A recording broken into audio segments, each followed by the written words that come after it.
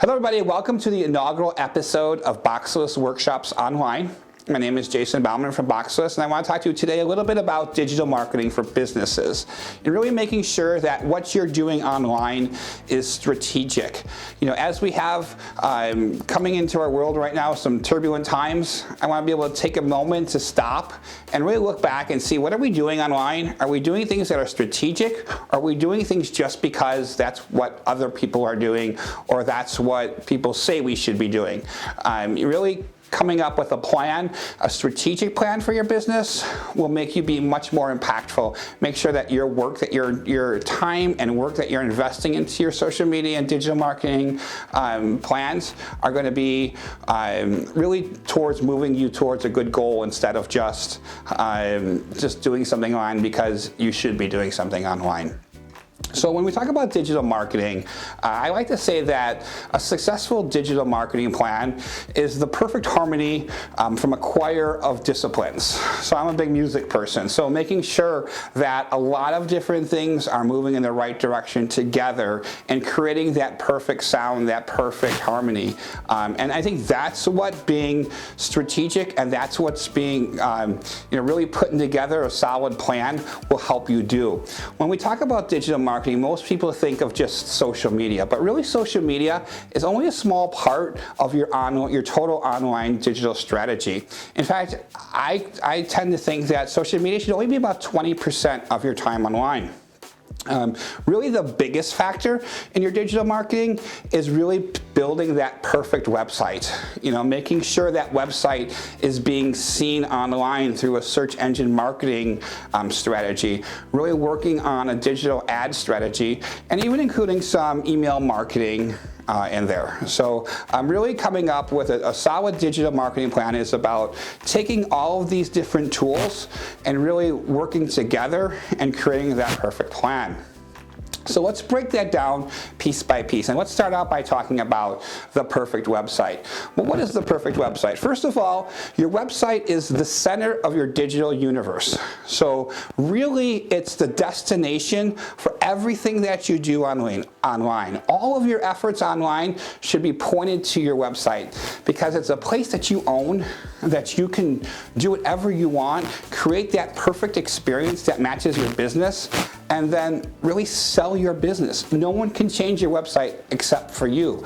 So really creating that perfect website is critical. It's that center of your digital universe, and it's where you should be spending a lot of your time making sure things are perfect. So what are some of the critical components of a perfect website? I say a website should be content rich, search engine optimized, and mobilely responsive. So let's take those three aspects down. First of all, content rich. We need to make sure that your website is not just 3 or 4 pages. It's a lot of pages.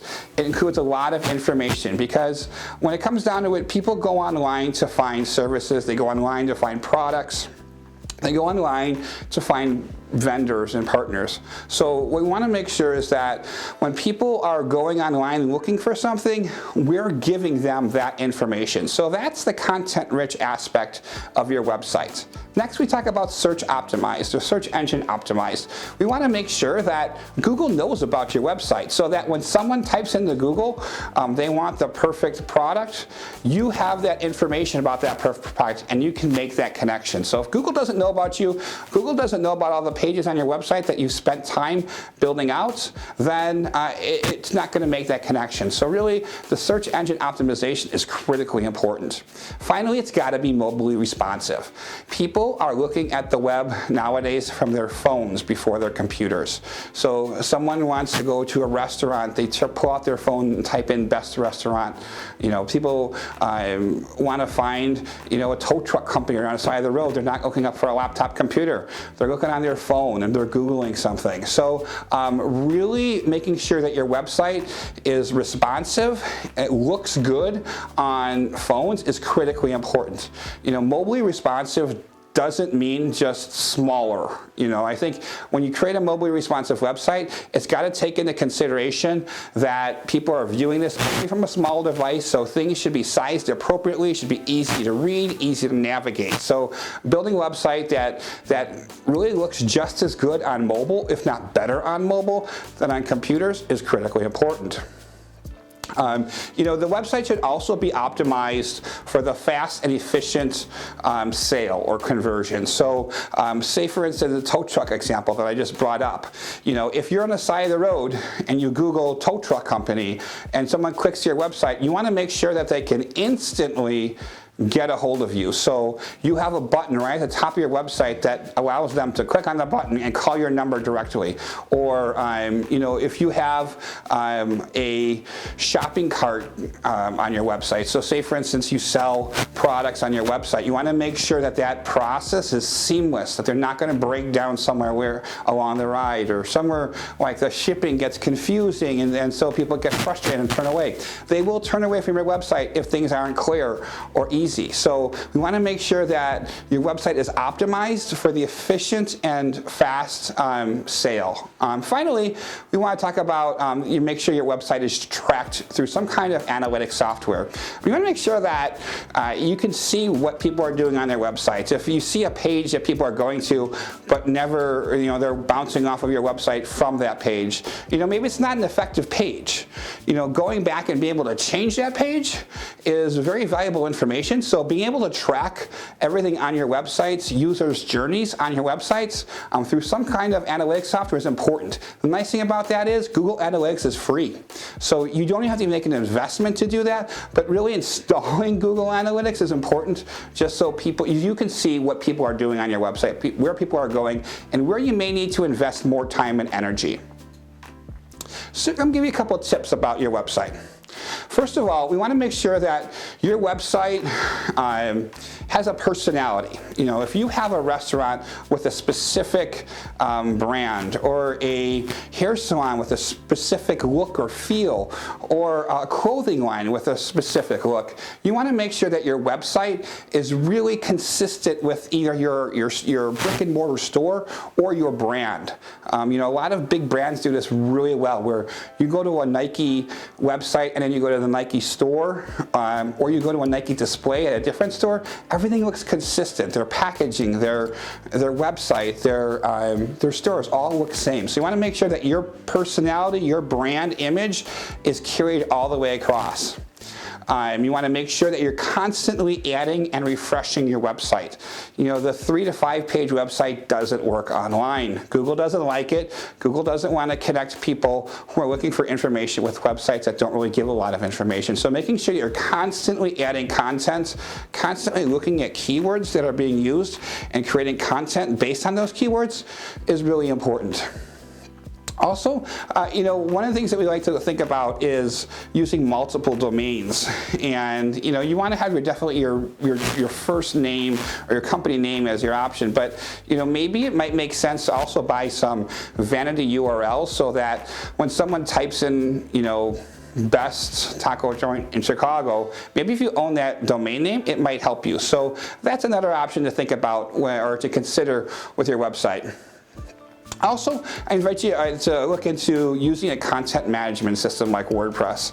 We are big fans of WordPress here at Boxless Media because it's really nice and easy to add features. It's mobilely responsive by nature. You can really work on your SEO pretty easily. You can easily install analytics software. You can add pixels for advertising. It's really easy to do a lot of those really advanced things without having a big expertise in coding. So checking out the use of a content management system like WordPress is really a good idea as well. It also lets you add content very easily. So if you're going to be investing in adding a lot of content to your website, you may want to consider a content management system. And then you just want to make sure that your website does pass the Google mobile-friendly website test. So they do have a test. I'll put it online on the screen so you can see the link. But basically, making sure that you pass that test is important because Google will penalize you if your website is not responsive according to their parameters.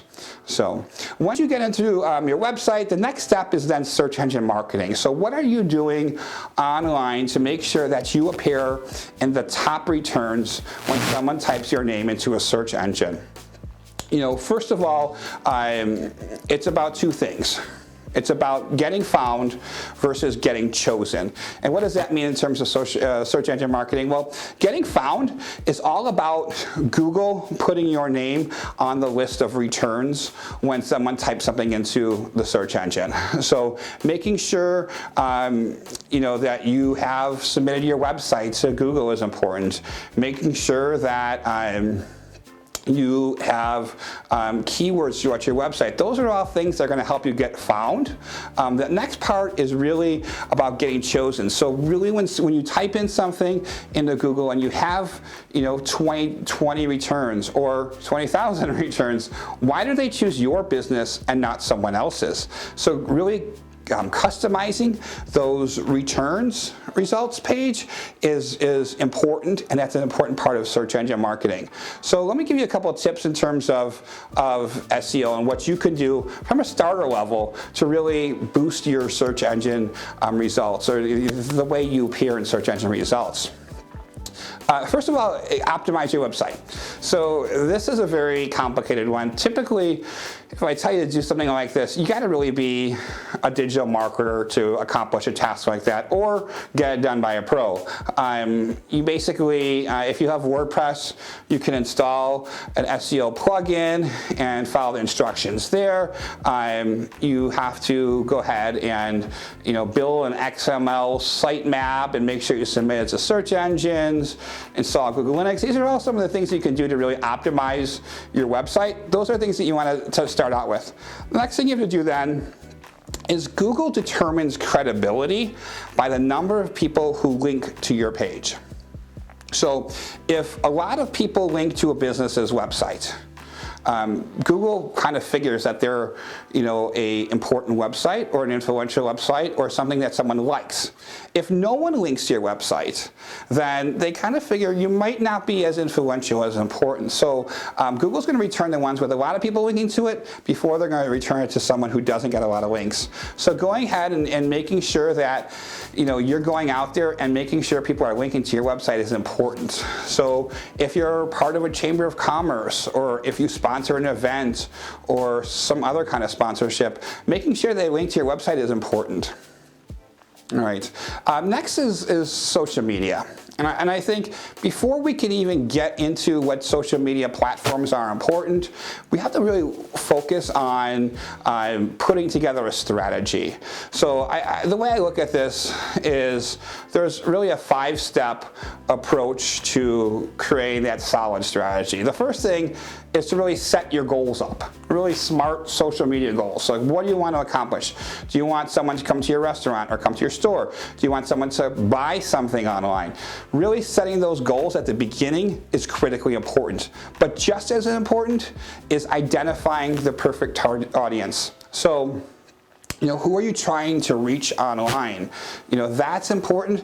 And so a lot of times people will just go and say, I need to be on all these different platforms. It's not important to be on the platforms. It's important to be on the platforms that your audience is on. It's important to be in places where your audiences will see your content. So really coming up with understanding who your target audience is important, followed by what I call the matching game, which is basically, this is my audience, this is where they are, this is where I need to be, and kind of creating those matches. At that point, it's about engaging with some great, compelling content, and then going ahead at the end and measuring everything that you're doing online and evaluating and seeing what works and what doesn't work. One of the problems that we also see online is someone will create a Facebook page and they will just post every day or every week. the same posts to the same people. Their audience will basically never grow, or will grow very marginally. And I call it preaching to the choir. So people who follow your Facebook page are really the people who know you most. All right, that's one set of people, and that's one audience of yours. You've got their attention already. They're probably customers of yours, or will be customers of yours when it's relevant. So what you want to do is make sure you're keeping those people from a retention perspective, but also working on strategies to really grow or acquire new audience members. So let's talk about social media platforms. Let's start out with Facebook. Facebook is kind of the king. They've got 1.6 billion users representing every demographic you can imagine, whether you're 18 years old or you're 58 years old or 68 years old. People are on Facebook of all generations. 79% of online users in America have a Facebook account. 68% of Americans have a Facebook account. So that's 79% of people who are online in America. But when you look at it, 68% of all Americans have a Facebook account. And you know what, Facebook, people always say, well, it's skewing away from the young people. People are still using Facebook Live. Young people are using Facebook Live. Young people are using Facebook Messenger. So Facebook is still relevant across any generation. What's interesting about Facebook is the fastest growing population is 55 or plus. So that's an incredibly powerful demographic that buys, that votes, that does a lot of different things, and you can reach them now on a social media. People used to think social media was a young person's game. Not anymore. My mother, who is a little older, is often on Facebook more than I am, and I own a social media company.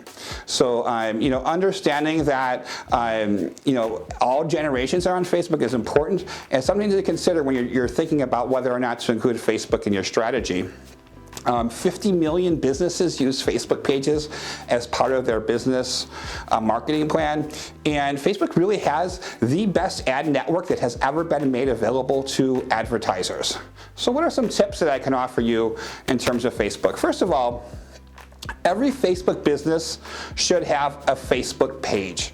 So any business you have needs to have a Facebook page, not a personal account. This is something that is how Facebook is structured. There's reasons why you should have a Facebook page. You should be relying on your personal account for it. Those reasons can include everything from the ability to advertise, to see analytics, all those kind of things you can't do with a Facebook account, but you can do with a Facebook business page. Make sure that you invite your friends from your personal accounts to be part of your Facebook page too. Another thing to check out, which a lot of places don't, is Facebook groups. We're recording this in Chicago, and every neighborhood in Chicago has at least one, if not several, Facebook groups that are relevant to that area. We've got the Mothers of Beverly, you've got Garfield Ridge Neighbors. So a lot of different areas that have relevant Facebook groups, and you should think about using those in your marketing efforts. To go ahead and join one of those groups and then post content about your business doesn't cost anything. And as long as you're following the group's rules, it's free advertising. I always share content with graphics. That's something that I always think about, and I see businesses doing once in a while that's wrong, is you gotta put a cool picture or something that's gonna grab attention on every post. And then really think about exploring the ad network. So don't just post and hope that your content is going to go viral. You have to really help things and urge it, and the Facebook advertising network is an incredible tool. With Facebook ads only costing less than $10 per 1,000 targeted qualified individual, it's a pretty amazing deal for advertising. What about Twitter? Twitter is still very viable and very relevant in certain areas.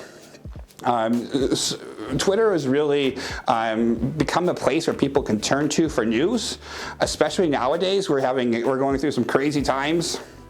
I get all my news from Twitter, it seems.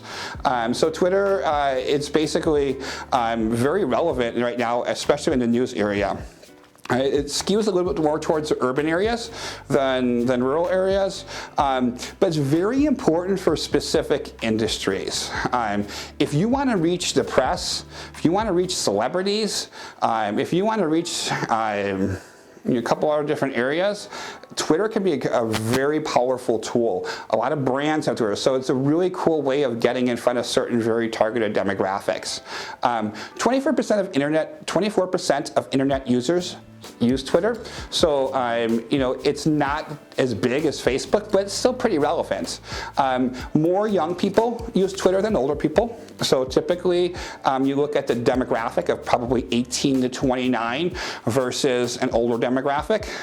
Twitter definitely skews a little bit towards the male side over the female side, and one of the really interesting facts about Twitter is that 8 out of 10 people on Twitter use it from a mobile device. I find that really hard to believe, because I would really believe that closer to 9 out of 10 people use Twitter from a mobile device. So what are some quick tips for Twitter? Twitter does really well with hashtags.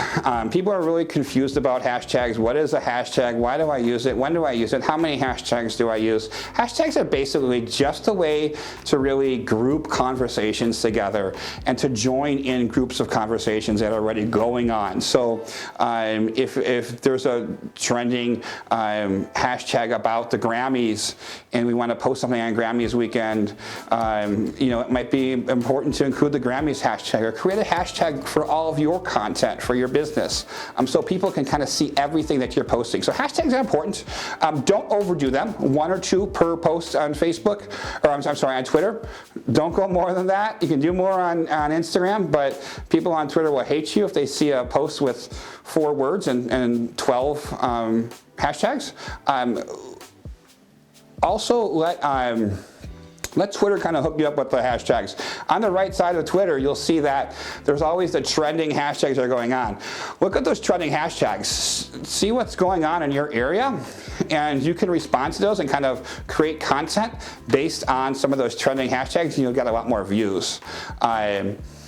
Twitter also rocks when it comes to customer service. So if people have an issue with customer service, I know I was on a really bad plane trip, and I know a bunch of people were tweeting about it, and I got response almost instantaneously from the airline about the issue. So people in major brands are always monitoring their Twitter thing. So if you're trying to get some kind of resolution to a customer service issue, Twitter is a really good place for that to happen. In fact, about 80% of the brands use Twitter for their customer service, or as some part of their customer service thing. So if you are a brand, it's good to kind of have those things on Twitter. It's really easy to engage with people that way. But also, if you're a consumer and you're trying to get results, Twitter is a good place for customer service. The other thing to think about when it comes to Twitter is that one tweet from an influencer can make a really big difference. So an influencer is someone who's got a lot of people following them online. So if you partner with someone who's got a big audience in your target demographic, working with them, sending them some free product or something like that to get a tweet from that influencer could really make a big difference in your business and your following. The other thing that's kind of neat about Twitter is you can advertise to specific Twitter handles. So we use this for the press a lot. So if we're trying to get in front of the media over a certain issue, we can grab all the reporters' handles, put them into one spreadsheet, and advertise to that group of people. It's pretty powerful. I don't think there's another platform that actually lets you designate who you're advertised to by name. Twitter does that. Another platform that's really important right now is Instagram. Basically, Instagram is essential for any of the visual industries: food, restaurants, fashion, style, photography. All those places are thriving on Instagram, and it's a place they absolutely need to be. It's also one of the youngest demographics out there. So if you're looking for that 18 to 29, or maybe a little bit younger than 18, Instagram is a great place to be. Female internet users are a little bit more, it's skews a little bit towards female versus male on Instagram, but really it's about the age on Instagram, because younger demographic, pretty much under 40, you're going to reach a lot of people on Instagram. And Instagram is interesting because it also has a personality too. So I think more so than Facebook or some of the other platforms, you can really build out a very a brand that has a very strong personality on Instagram. It's very easy to do that, and you can be very successful in doing that as well too. Instagram is also evolving. They were bought by Facebook a while back, and they've really started adding new things. They've added stories, which can be used in very cool ways. They've added IGTV. There's a lot of things that have changed about Instagram that keep it evolving and keep it very relevant. So when you're working on Instagram, here's a couple tips that could help you out. First of all, develop that hashtag strategy, because Instagram, especially more than Twitter, really focuses on hashtags. So you can put 20 hashtags in a post. We usually say put them in the first comments or scroll down a little bit on there so it doesn't dilute your messaging, but you really come up with a strategy. You know, what we like to say for hashtag strategy for Twitter or for Instagram is that you should have a couple different kinds of hashtags. You should have the very broad hashtags. So if I'm posting something about social media, include hashtag social media. You know, then we should have some medium-sized, medium reach hashtags. So maybe like Chicago social media. And then you have more of the really fine ones like Boxless media. And we incorporate a couple different kinds of hashtags into your Instagram posts. Really work on creating a descriptive and enticing and sales-friendly Instagram profile. So you have a couple lines, you can include some emojis, you can include a link. Really look at that and try to figure out a very cool way to portray your business through that description. There are also kind of cool places like Linktree that allow you to include multiple links in your Instagram profile as well too, so that's something you should definitely explore. If you do put a link in your Instagram, if you put a link in through like Linktree or one of those multiple link options, make sure you use trackable links so you can see how well they're doing. Next, I want to talk to you a little bit about LinkedIn, because LinkedIn is another very relevant social media platform. LinkedIn is the exclusive B2B professional social network out there. So more than 450 million users are on it. There are users and company pages similar to Facebook.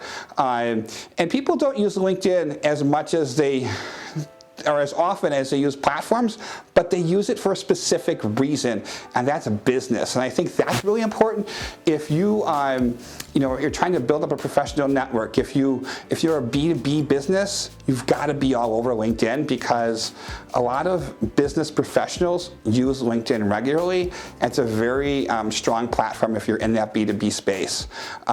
It was recently acquired, or not a little while back, acquired by Microsoft.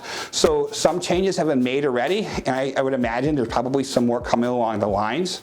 They do have different levels. You of course use a free LinkedIn account, but there's some cool features that are available for more premier members. So I would think about that if you're really into LinkedIn. They also have a couple secondary apps, so that's something to explore. They have the LinkedIn apps, but they also have apps for different aspects or different features of LinkedIn that you might want to check out as well. LinkedIn also has groups, and LinkedIn groups are especially powerful if you're, once again, in that B2B space. If you are trying to reach a very targeted demographic, people who've gone to a specific school, people who are in a specific industry, people who are have a certain job title. There are a lot of groups that cater to those different demographics, and you can get into those groups and reach people directly in those groups. So check out the LinkedIn groups. It's definitely something that can help you out. So here's some tips for LinkedIn. Make sure you go ahead and complete your profile. Make sure you have a great professional picture. Make sure you respond to people who view your LinkedIn will tell you who's looking at your profile. So going ahead and responding to people who look at your profile is good. And then use the timeline like you would use your Facebook or Twitter or other platform timeline. Go ahead, curate content. content, share content that's relevant to your business. And I think you see some value in that. You can post like you're posting normal posts from a different platform. Just keep on throwing on LinkedIn as well. Join groups. You can connect with other professional acquaintances there. But LinkedIn, really, if you're in the business world, that's another great tool. Another cool part of LinkedIn is you can export your LinkedIn contacts and send them emails. There's a trick to doing that. Reach out to us and we can share that with you. But LinkedIn has some really cool features to help you if you're a business or you're working in the B2B space. Those are some of our biggest platforms: Facebook, Twitter, Instagram, LinkedIn, but there are so many more.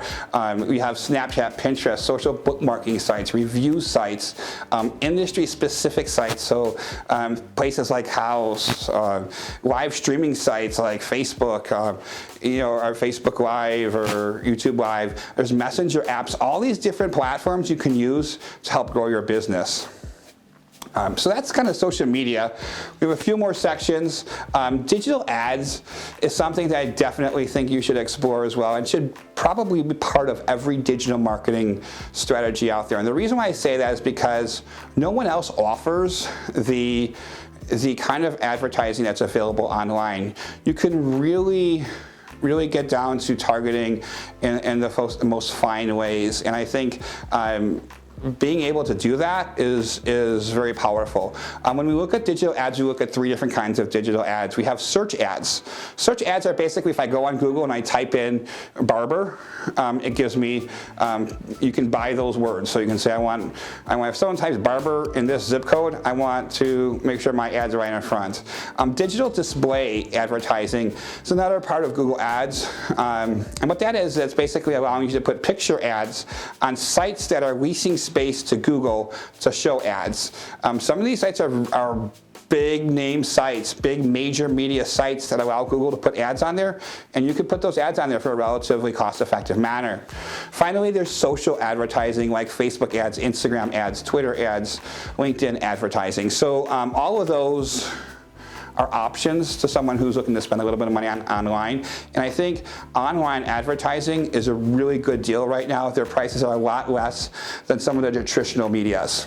So here are some digital ad tips or tricks that I can offer you. So basically, we don't do a digital marketing plan for anyone here at Boxless unless we include some kind of money towards digital ads. It's cheap. A lot of the ads are about $10 per thousand, and that's kind of a Facebook price, but a lot of ads are in that same area. So really, that cheap to really reach 1,000 people who are qualified, that's important. You put a billboard on the side of the road and you might get 1 million viewers, but maybe 10 of them are relevant to your industry. Digital ad will make sure that every time they show an ad, digital advertising makes sure that every time you show an ad online, it's someone who qualifies to be one of your target audience members. I think it's important to incorporate what we call a remarketing campaign into digital ads. So making sure if someone comes to your website, they can continue to see content from you. That's important. Another thing is to be really specific in your digital ads. So if you're offering a very specific product line, create an ad for that product line, not just for your business as a whole. Because when people are Googling, services or companies, they're not looking for the type of company, they're looking for the specific product or the specific service. So being more specific in your ads is important. Making sure that if you, on Facebook, if you advertise to someone, make sure you follow up with anybody who has, engaged with your content, and even if it's just an invite to the page, it's important to not spend money on advertising. Make sure if you spend money on advertising that you're following up with it. And then also, if you have the budget, search ads are awesome.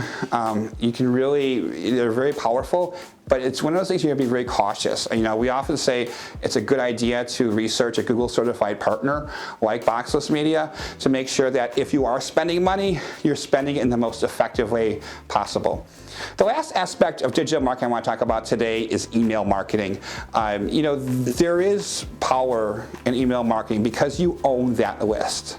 So if you get a list of people's email addresses, they have made some kind of commitment to you, and they said, okay, I want you to send me information. So just the fact that they gave you your email address gives you some kind of assurance that there's some kind of relationship there. And then being able to keep in contact with those people is important. Some of the tools that we recommend for email marketing, the two biggest that we like are Active Campaign.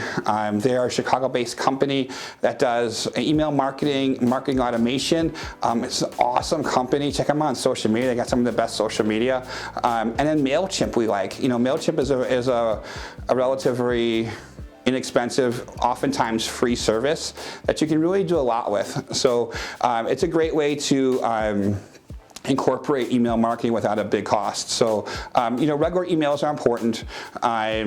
Use email marketing to sell things. If you have extra product, do a bio where you want to make sure, we're going to give a blowout sale. We have X amount left. Offer that as an option. But really, basically, the last thing I would say for email marketing is to really come up with a strategy behind that too. So, use the email marketing, create some kind of lead magnet. Say you want to give away a product or give away a free class or something like that. Collect email addresses and then follow up with them and kind of create that strategy there. Email marketing can be pretty powerful. So there's a lot of content that we have talked about today.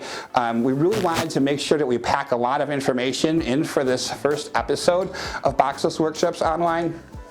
And if you need any help with any of that stuff, that's what we're here for at Boxless Media. We want to help you out, whether it's just answering questions for you or it's becoming a customer and a partner with us and helping us, helping you to grow your business. That's what we're here for. So you can leave us a message online through our comments. You can visit our website at boxlessmedia.com. You can check us out on social media, but we want to be there to help you out. These are trying times right now that we're going through, but it's a time when you really should be focusing on marketing because those who are marketing most now will be successful tomorrow. So when things resume, if you stop your marketing now, if you stop talking to your customers, they're going to forget about you. Right now, when times are crazy, keep on marketing, getting in front of your customers because when things start to settle down, you'll be more successful than those who dropped off. Thanks again, Jason Bauman from Boxless Media, and I invite you to visit us on social media or check us out every Tuesday and Thursday for more content.